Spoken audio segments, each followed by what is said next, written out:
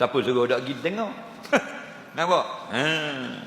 Orang bagi pitih pergi. Asal nak pergi dengar, sakit tu lah, sakit lutut lah, sakit perut lah, tubik tahi yang macam-macam peseng. Orang kata maklum orang buat kuliah maghrib, maklum tak pergi, kuliah duha tak pergi, kuliah subuh maklum tak pergi, panggil tok guru tu tak pergi juga, panggil ustaz maklum tak pergi. Oh, kita nak pergi sangat. Pak-pak gitu. Tapi tak ada duduk lama. Jadi tubik tahi. Datang masa pergi surga tubik tahi. Duduk sibuk cari kepitih, dah masuk dalam lubang kubur. Tanang maklum, macam tanang tiku mapuh lanyek lori. 7 malam akan difitnahkan orang berimam di dalam kubur mereka nanti. Faham? Gerak. Jahil tak tahu benda.